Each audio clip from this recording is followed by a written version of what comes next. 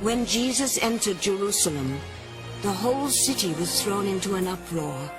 "Who is he?" the people asked. Matthew 21:10. During the following week, Jesus' words and actions would profoundly affect the course of history. Amazingly, no written account by an eyewitness exists of the unique life and death of the young preacher from Galilee. Jesus is one of the great question marks of all history. And you might say the whole of Western religious tradition since him has been a fighting over that question mark. The Gospels claim that the high priest Caiaphas called for Jesus' death. 2,000 years later, in 1992, burial boxes were unearthed bearing the name Caiaphas. More startling evidence to support the Gospel story. But what can we know with certainty about Jesus and his last days in the Holy City? 2,000 years after his crucifixion, Christians still ponder the meaning of Jesus' life and death. It is clear in the present Gospels which we now have that Jesus claims to be the Son of Man, the Son of God, the Messiah. But notice all these different titles. I do not think that Jesus claimed any of those things. Why was the man who preached peace crucified? What inspired the belief in his resurrection? These are but a few of the mysteries of the Bible.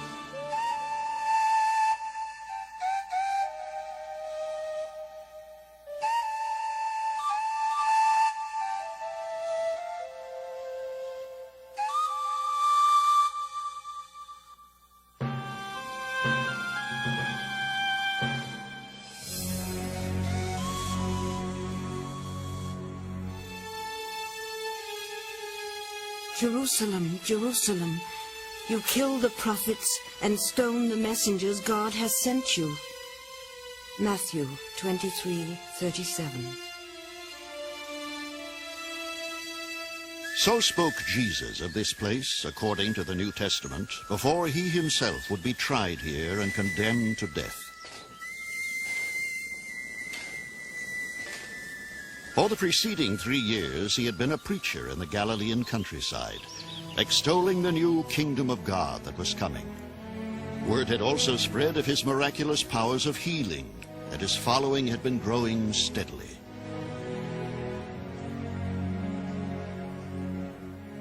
What compelled Jesus to make his first pilgrimage to Jerusalem, the holiest of cities?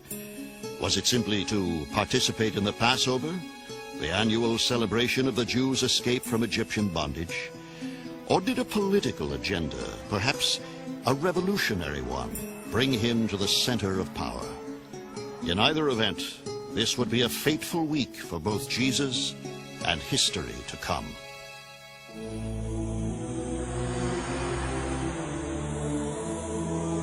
Shout for joy, you people of Jerusalem. Look, your king is coming to you. He comes triumphant and victorious, but humble and riding on a donkey. Zechariah 9:9. He consciously decided to fulfill the prophecy of the prophet Zechariah. So he's quite consciously making something of his entrance in Jerusalem, perhaps sensing that this is the last time, that he is quite consciously seeking a final confrontation with the leaders in the spiritual capital. Either accept me or reject me, this is it, boys. 2,000 years ago, both Latin, Greek, and Hebrew were highly developed written languages. And yet, remarkably, not one word was written about Jesus during his lifetime. Most scholars accept the brief account of Josephus, the noted Jewish historian, as proof that he had in fact lived. Josephus reported some 50 years after the crucifixion that a wise man named Jesus had started a movement and had been executed for it by Pontius Pilate. It would be the Gospels of Matthew, Mark, Luke, and John, however, written in the 1st and 2nd centuries, that dramatized the story, giving impetus to the new surging faith called Christianity. To this day, they serve as the main key to the mysteries of the life of Jesus. What you have with the four Gospels are like four powerful, beautiful portraits the artist interprets. And I think that analogy helps with the Gospels. They are neither simply raw historical narrative, nor are they theological ideas cast into narrative form. I think they are really something, if you like, in between. What we do know as fact, though, is that the first public place Jesus visited in Jerusalem did exist. The Temple Mount had been there for centuries before him and remained for centuries after. Here, religious matters ranging from philosophy to ritual animal sacrifice were conducted alongside business transactions, large and small. It would be here that the charismatic preacher from Nazareth would commit an outrageous act, perhaps the defining moment of his brief life. Jesus went to the temple and began to drive out all those who were buying and selling. He overturned the tables of the money changers, and he then taught the people, "It is written in the scriptures that God said, 'My temple will be called a house of prayer for the people of all nations, but you have turned it into a den of thieves.'" Mark 11:15. What he really did was destroy the temple symbolically. He did not purify it. He overturned the tables of the money changers, destroying its fiscal basis. Not, of course, in any real sense. The temple went right on in business. Very similar to somebody in the 60s going into a draft office and overturning the cards as an act of contempt, opposition to the Vietnam War. You don't destroy the draft system by tossing out some cards, but symbolically you do it. That's what Jesus was doing for me. By his disruption of the temple, Jesus had posed a real threat to the system, perhaps greater than he knew. The chief priests and the teachers of the law heard of this, so they began looking for some way to kill Jesus. They were afraid of him because the whole crowd was amazed at his teaching. Mark 11:18. Jesus was not arrested when he's in the temple. When he's surrounded by crowds, it was considered too dangerous. It was a time of tension. It's a time when both religious authorities and Roman authorities were nervous. So the stakes were much, much higher at this time and in this place. Jesus left the temple that day without further incident. Most scholars agree with Mark, however, that by his attack on the money changers, he had signed his own death warrant. Early in his ministry, Jesus had been baptized by John, who also preached subversive ideas such as "Love thine enemy" and "Blessed are the meek." His provocative sermons eventually intimidated the Roman ruler Herod and caused him to have John beheaded. John the Baptist and other spiritual leaders would not create the historic movement Jesus did. What distinguished Jesus and his disciples from the other extraordinary teachers? The answer to these questions and countless others posed by the Gospels are the main concern of the Jesus Seminar. I would say it is the latest of all accounts. It's closest to Luke than any other. Current research and theories, often controversial, are presented by biblical scholars who believe the story of Jesus should be interpreted in historical terms, that understanding the social and political events of his time is vital to solving the mysteries of the New Testament. What if somebody invited Jesus and he brought company the person didn't like? What's he going to do with it? A charter member of the seminar, Professor Dominic Crossan, is a former priest. He is also author of several popular books which emphasize the humanity of Jesus. The great mystery is why 2,000 years later, in a definitely electronic age, we are sitting here talking about him. What is there about this peasant that galvanized people to find this person special, special to their lives? Scholars are still seeking to discover what actions taken by and against Jesus during the Holy Passover week happened or could have happened to trigger the religious revolution that followed.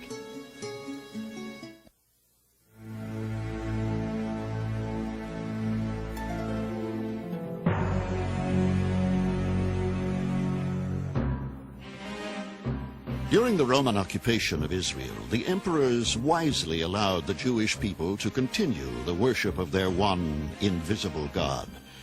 By the time of Jesus, there was little, if any, open resistance by the citizenry to its captors. Neither party wanted any trouble, especially during Passover week when thousands of visitors swelled the coffers of the holy city.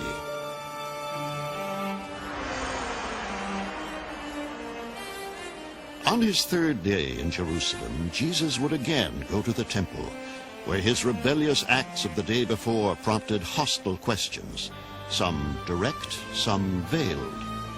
Teacher, we know that you tell the truth without worrying about what people think.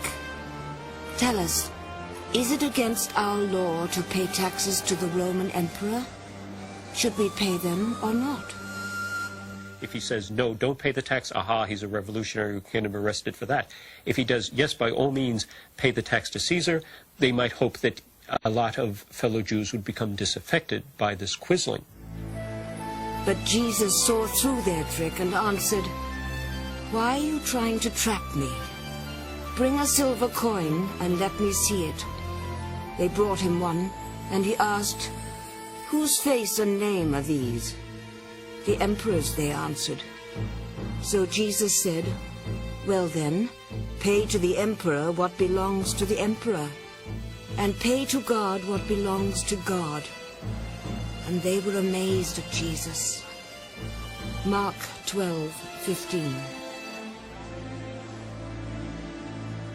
The Gospels do not tell us whether Jesus knew his verbal duels threatened the establishment.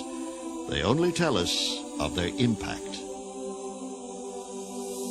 Then the chief priests and the elders met together in the palace of Caiaphas, the high priest, and made plans to arrest Jesus secretly and put him to death. Matthew 26:3. Unaware of, or perhaps unconcerned with, the wrath of the temple elders, Jesus proceeded to the outskirts of the city. There, according to the Gospel of John, he visited the tomb of his old friend Lazarus, who had died 4 days earlier. He called out in a loud voice, "Lazarus, come out." He came out, his hands and feet wrapped in grave cloths. "Untie him," Jesus told them, "and let him go." John 11:43. If bringing Lazarus back from the dead was the most dramatic miracle of Jesus' ministry, it was also his most daring. In John's Gospel, the raising of Lazarus is the final action of Jesus. That's the last straw. As soon as he does that, the various elite authorities in Jerusalem gather together and say, "We have to stop this man. Things are going too far. It's either him or us. This town ain't big enough for both of us." John is the great gospel of irony. And I think the placing of the story of Lazarus right there is a great example of John's irony. It's by raising a man from the dead that Jesus causes himself to be put to death. I do not take the story of Lazarus coming back from the dead physically, literally. It's the symbolism that is important, that Jesus can bring life out of death. That's what I think he was doing. For some biblical scholars, supernatural events such as Jesus walking on water, healing the blind, or raising the dead are problematic. There's considerable difficulty for the historian to be able to talk about these miracles. Even if you have eyewitness accounts, you can't say that a miracle probably happened, because if it probably happened, how could it possibly be a miracle? Other scholars, however, believe the miracles described in the Gospels could have occurred. I think that if we bring to the study of the Gospels a historical critical methodology which rules out the possibility of the supernatural a priori, we're not going to get very far in the study of these documents. And I would just appeal for a more holistic approach to these documents, which takes them with more seriousness. How do we know that God cannot act in the historical process? And if God can, in fact, act in the historical process, then perhaps we ought to listen to what these documents have to say in that connection. The Gospels tell us that another dramatic, perplexing event took place the day before the Passover meal. Then Judas Iscariot, one of the 12 disciples, went off to the chief priests in order to betray Jesus to them. They were pleased to hear what he had to say and promised to give him money. Mark 14:10. The figure of Judas is a haunting figure, and why he would have turned on Jesus is very mysterious. We don't know what motivated Judas. Was it simple greed? Was it disillusionment? Was it something else? But he obviously stands in the Gospels inviting the reader to ask the question, is it I? You know, am I the betrayer? So these are powerful narrative dynamics in the Gospel story, the Passion story. The Bible also relates that on this fourth day, Jesus visited an ill man called Simon. There, an unknown woman, without warning, anointed Jesus with an expensive perfume. Her gesture angered his followers. But Jesus said, "Leave her alone. She did what she could. She poured perfume on my body to prepare it ahead of time for burial.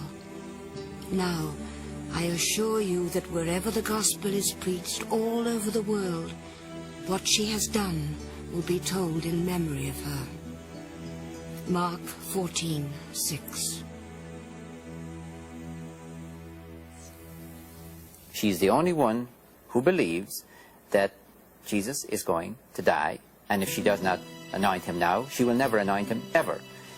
So in one sense, the first Christian, if you will, the first one who really believes in Mark's gospel is not Peter, and not James and John, who keep refusing to accept what Jesus is saying, but that unnamed woman. She is the heroine of Mark's gospel. You might even say, if you wanted to be very controversial and get everyone excited, maybe she wrote Mark's gospel. When Jesus praised the unknown woman for anointing him before his death, did he know his death would be imminent and violent?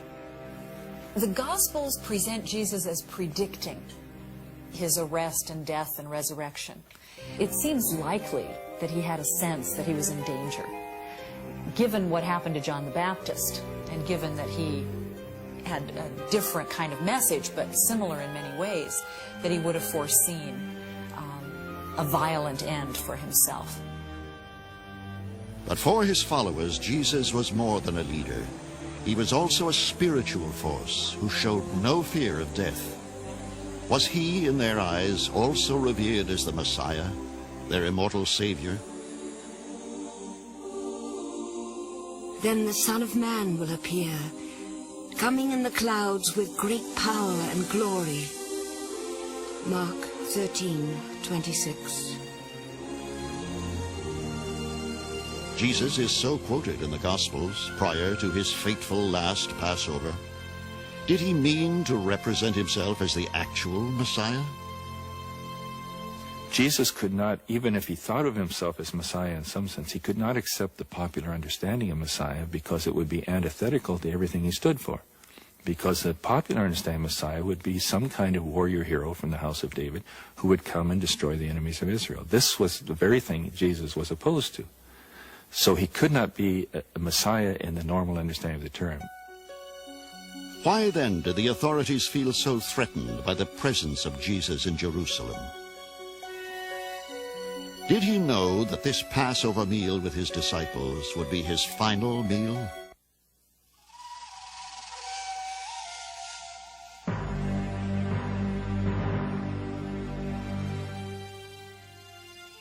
"2,000 years ago, Jesus prepared to celebrate the Passover in Jerusalem. Elsewhere in the world at this time, the Chinese were using special bronze mirrors as protection from evil spirits. In France, the Roman conquerors had constructed one of their largest aqueducts. And in Asia, rare imported ivory was used to make horn-shaped drinking cups. The Romans who occupied Israel at the time of Jesus were well aware of the powerful significance of Passover. If a fervor for freedom were to be aroused among the masses, Passover would be the week to ignite it. Here is a peasant who's done something or other, we're not even certain what, but he did something in the temple. In a tinderbox situation, somebody has lit a match. We don't care how many matches, but one match is dangerous enough. When it was evening, Jesus came with the 12 disciples. While they were at the table eating, Jesus said, "I tell you that one of you will betray me, one who is eating with me." Mark 14:17. But according to the Gospels, he did not know by whom nor for what reason. What he said next, however, indicated he knew this would be his last Passover meal. Jesus took a piece of bread, gave a prayer of thanks, broke it, and gave it to his disciples. "Take it," he said, "this is my body." Then he took a cup, gave thanks to God, and handed it to them, and they all drank from it. Jesus said, "This is my blood which is poured out for many, my blood which seals God's covenant." Mark 14:22. Jesus uses the moment in the breaking of the bread and the sharing of the cup to say this is what's going to happen to him. He's going to give his life, his body, and his blood, his very life, for the many. The events between the night of the Last Supper and his death the next day would become known as the Passion of Jesus, a brief but agonizing period which would alter history.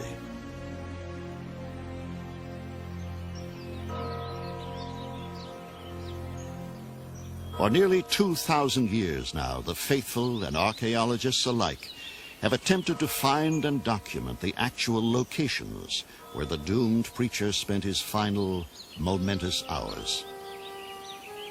Here, on Mount Zion, some believe is the actual place where he observed the Passover meal with his disciples. This southern room has been held by many people to be the room where the supper occurred, and is often shown to tourists. But in reality, the structure is a Crusader rebuilding of a building that was torn down. So the Last Supper could not have been in that room. However, it could have been in that immediate proximity. And I think probably that's about as decisive as we can be at this point on that. Then Jesus went with his disciples to a place called Gethsemane, and he said to them, "Sit here while I go over there and pray." Matthew 26:36. Many believe he had prayed at this large stone around which a magnificent memorial was erected in 1920. Paid for by worldwide donations, it is known as the Church of All Nations.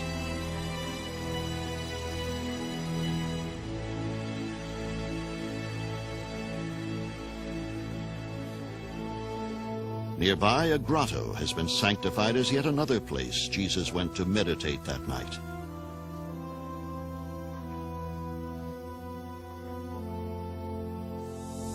Returning to the garden, he sees Judas, the 12th disciple who had been missing. In the distance is a crowd carrying clubs. As soon as Judas arrived, he went up to Jesus and said, "Teacher," and kissed him. So they arrested Jesus and held him tight. Mark 14:45. The high priest Caiaphas would interrogate Jesus after witnesses charged him with advocating the destruction of the temple. Have you no answer to the accusation they bring against you? But Jesus kept quiet and would not say a word. Again the high priest questioned him. "Are you the Messiah, the Son of the blessed God?" "I am," answered Jesus. The high priest tore his robes and said, "You heard his blasphemy. What is your decision?" They all voted against. He was guilty and should be put to death. Mark 14:61. Mark presents Jesus as being condemned to death because he claimed to be the Messiah. Son of Man equals Messiah in Mark's mind, and so that what's important for Mark is that he was arrested and condemned as Messiah. So I think historically that's correct. He was. But this core question, why Jesus was sentenced to death, is still debated amongst scholars as they attempt to separate poetic license taken by the gospel writers from the actual events of the day. Jesus is condemned for committing a blasphemy, but so far as we can tell, there was no blasphemy committed. It was not a blasphemy to say, "I am the Messiah." That would be comparable to me saying, "I'm the President of the United States." It might be ridiculous, but it's not a punishable offense. It is clear in the present Gospels which we now have that Jesus claims to be the Son of Man, the Son of God, the Messiah. But notice all these different titles. I do not think that Jesus claimed any of those things. Jesus talked about the kingdom of God and was more interested in God and God's kingdom than in himself. If the execution of Jesus was not somehow linked to the temple incident, I have not the faintest idea what brought on Jesus' execution in Jerusalem. The coming kingdom is a threat because it implies that the present kingdom is in fact corrupt. God is going to intervene, though, and with it will go the Jewish leaders who are in cahoots with the Roman administration. So that Jesus is crucified, I think, by threatening the present social order with the judgment of God. What actually transpired between Caiaphas and Jesus may be debated. Whether he was perceived as a major threat to the religious or the political establishment didn't really matter. It was clear he must die.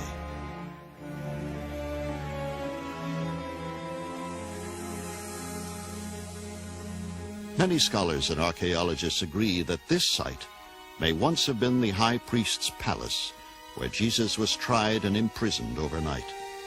Today the area is enclosed by the Church of St. Peter.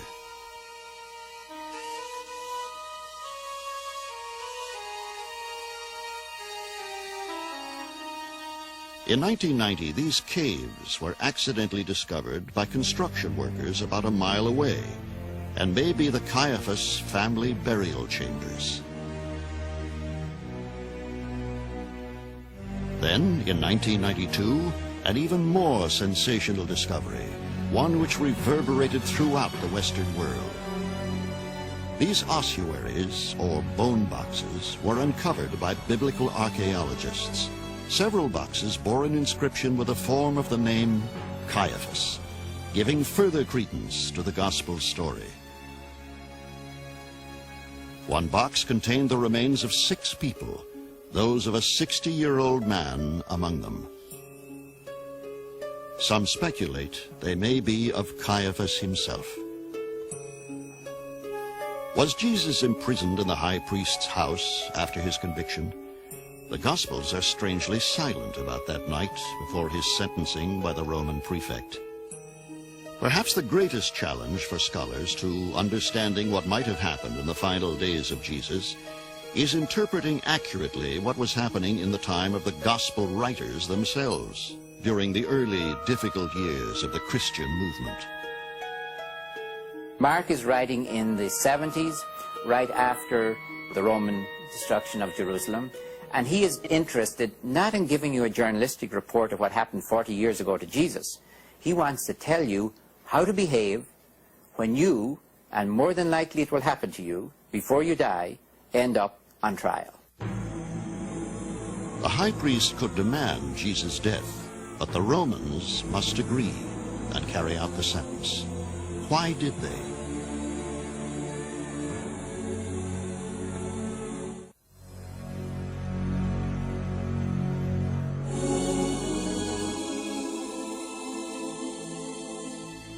It is the Friday of Passover week, Jesus' 6th day in Jerusalem. He is brought before Pontius Pilate, the Roman prefect, who will decide his destiny. Are you the king of the Jews? He asked. So you say, answered Jesus. Matthew 27:11. Anyone, especially of the lower classes, who raises a head above the crowd, does anything that smacks of subversion, endangers a riot, hit them hard, and come to think of it, crucify them, hang them out where everyone can see them. It'll serve as a warning. Now, as reported by all four Gospels, the dramatic episode that has puzzled scholars throughout the ages. In a gesture recognizing the Passover holiday, Pilate offers the crowd a choice. He will set free one of two doomed men, Jesus, a radical preacher from the Galilee, or Barabbas, a thief and murderer. The so-called Barabbas incident during the trial before Pilate is another mystery, because we have no certain proof that the custom of releasing a Jewish prisoner during Passover as a special Passover amnesty was practiced in Palestine at the time. But the chief priests stirred up the crowd to ask that Pilate set Barabbas free for them. Pilate spoke again to the crowd. What then do you want me to do with the one you call King of the Jews? And they shouted back, crucify him. Mark 15:11. Within the gospel theology, it's a way of driving home the paradox, the irony of the fact that the people would choose someone who's condemned as a no good, a thief, a robber, and would condemn the very one who is the Messiah, this person who is among them as the Son of God. It is a question which lingers to this day. Is the story of Barabbas history or allegory? No further clues to his identity have been uncovered. Pilate wanted to please the crowd, so he set Barabbas free for them. Then he had Jesus whipped and handed him over to be crucified. Mark 15:15. The route Jesus was forced to walk in his crucifixion has become one of Christianity's most devotional pilgrimages. On Good Friday of Easter week, the faithful retrace the torturous steps he is believed to have taken, from where Pilate sentenced him to Calvary, where the Roman soldiers would execute him. From all over the world they come, making their way along the Via Dolorosa, the Street of Sorrows, to pay homage at the Stations of the Cross, those sites where the Passion of Jesus is commemorated. Here Jesus falls the first time. With most Christian holy places in Jerusalem, conjecture, faith, and sometimes science combine to support the possibility of their authenticity. What is important to the devout, however, is that 2,000 years ago, Jesus could have come this way. The way he related to his environment, that he took up very common hopes and fears and expectations, but gave them a new twist, a new angle. He doesn't bracket out the political and social issues, but he starts with the inside the attitudes, the heart and the spirit, and did that in a way that really grasped people. According to many, the terrible final journey of Jesus with the cross ended here at the Church of the Holy Sepulchre, the most sacred Christian monument in Jerusalem. Originally begun 300 years after Jesus by Emperor Constantine, a zealous convert to the new religion, its vast spaces enshrine the final 5 stations of the cross.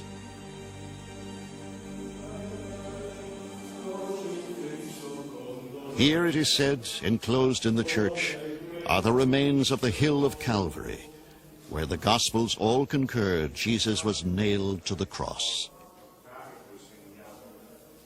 It's one of the marvels, I think, of modern archaeology that we can say with fairly good confidence that the site of the Holy Sepulchre, which is now inside the walls of the old city of Jerusalem, is in fact the historical site of the crucifixion of Jesus. It was 9 o'clock in the morning when they crucified him. The notice of the accusation against him said, "The King of the Jews." They also crucified 2 thieves with Jesus, one on his right and the other on his left. Mark 55. The Romans would take stakes and drive them through the wrist bone rather than through the hands, as in popular imagination, through the wrist bone, so that when the person then was hung on the cross, it wouldn't rip out. It would be fixed to the cross. At noon, the whole country was covered with darkness, which lasted for 3 hours. At about 3 o'clock, Jesus cried out with a loud shout, "Eloi, Eloi, lama sabachthani," which means, my God, why hast thou forsaken me?" Jesus again gave a loud cry and breathed his last. Matthew 27:45. The Bible tells us of a wealthy follower who came forward before Pilate to claim the body. Pilate accedes to his wish, although one theory questions this outcome. There are 2 possibilities with regard to the body of Jesus, leaving aside the Christian stories which say what should have been done. One is that the body would have been left on the cross until it was decomposed or eaten by the wild beasts, by dogs or the crows. That is what the Romans would have done, left to themselves. 2, if he was buried, are we dealing with some shallow grave, and then we have to imagine the real supreme horror of the crucifixion, the prowling dogs. Nevertheless, most Christians are confident he was buried in a proper tomb. Perhaps the most revered place in the Church of the Holy Sepulchre is the magnificent tomb of Jesus.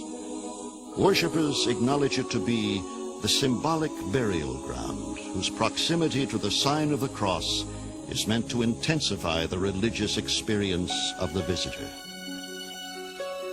When Jesus was crucified, his disciples were left without a leader, yet his ministry survived. What gave it its strength?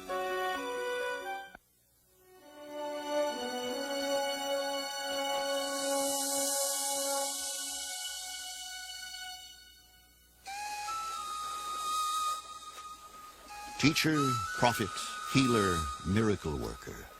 Jesus had practiced his ministry for approximately 3 years by the shores of Galilee, before venturing into Jerusalem for the Passover. Had he developed a large following by this time, or only a modest one? The Gospels are unclear as to how much of a real threat his presence represented to the authorities. The Gospels offer no simple explanation for why the final days of the life of Jesus had to play out as they did. There is no ambiguity, however, as to the meaning of what happened on the Sunday following his burial.